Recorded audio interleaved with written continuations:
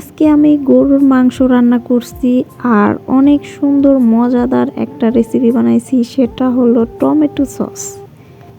Hello everyone, আসসালামু আলাইকুম। আমি আলহামদুলিল্লাহ ভালো আছি। আপনারা সকলেই কেমন আছেন?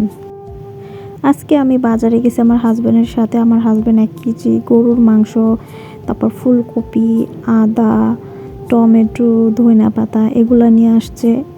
আর আমি আমার বাচ্চার জন্য অনেক সুন্দর 2টা গেঞ্জি নিয়েছি শীতের জন্য, যেহেতু বাংলাদেশে অনেক বেশি শীত আর ঢাকায় অনেক বেশি শীত লাগে। আমরা গ্রামে আছি, তার জন্য 2টা গেঞ্জি নিয়েছি। গেঞ্জি 2টা কেমন হয়েছে বন্ধুরা অবশ্যই আপনারা জানাবেন। তারপর বাজার থেকে আসার পরে আমার বাচ্চারে ঘুম পাড়ায় দিছি, ও ঘুমিয়েছিল।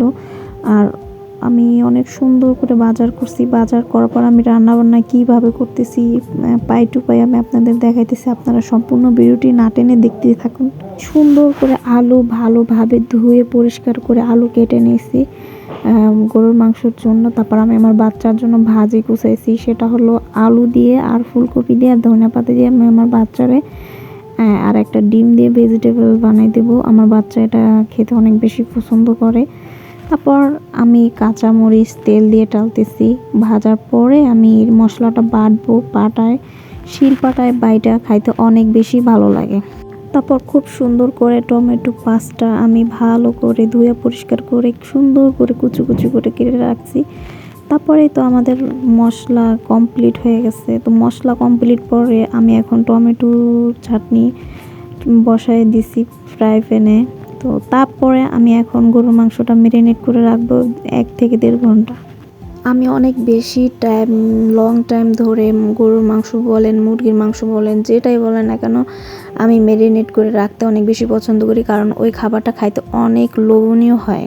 আর আমার ভিডিও যদি তোমাদের কাছে ভালো লাগে অবশ্যই চ্যানেলটি সাবস্ক্রাইব করে দেবে, তাহলে আমি যখনই ভিডিও আপলোড করব তখনই তোমাদের ফোনে নোটিফিকেশন চলে যাবে। আমার কাছে কিন্তু রান্নাবান্না করতে আপুরা বলো, ভাইয়েরা বলো, যারাই বলো না কেন, আমার কাছে অনেক বেশি ভালো লাগে। আর আমি খুব সুন্দর করে গরুর মাংসটা ম্যারিনেট করতেছি। আর আমার ম্যারিনেট করার সময় এত সুন্দর একটা ফ্লেভার আসছে, আমার হাজব্যান্ড বলে আজকে অনেক মজা করে সে খাবার খাবে।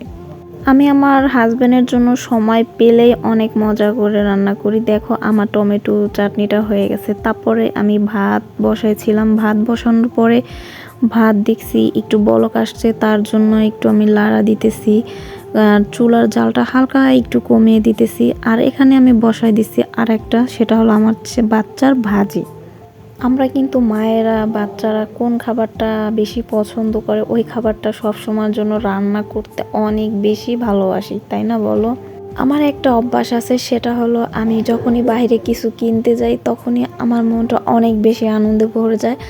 আর আরেকটা জিনিস আমার অনেক বেশি আনন্দ হয়, সেটা হলো রান্না করতে আমি অনেক বেশি পছন্দ করি। যে সেই খাবার হলো আমার বাচ্চা কী খাবার খেতে পছন্দ করে আর আমার হাজব্যান্ড কোন খাবারটা খাইতে পছন্দ করে, ওই 2টা জিনিস আমি রান্না করতে অনেক বেশি পছন্দ করি। আমার রান্না প্রায় হয়ে আসছে। আমার বাচ্চার ভাজিটাও হয়ে গেছে। আমি আমার বাচ্চার ভাজিতে ডিম দিছি, কিন্তু তখন আমি বাচ্চাটা এত পরিমাণে বিরক্ত করছে, তখন আমি ভিডিওটা নিতে পারিনি। দেখো ভাজিটা দেখতে কিন্তু মাশাআল্লাহ অনেক ইয়াম্মি লাগছে। আর আমার ভাজিটা আমার বাচ্চা অনেক সুন্দর করে পেট ভরে খাবার খাইছে। তারপরে দেখতে দেখতে আমার ভাতও রান্না করা কমপ্লিট। আমি ভাত বেড়ে রাখছি বলে, আর আমি গরুর মাংসটাও আমার কমপ্লিট হয়ে যাবে, বেশি সময় লাগবে না।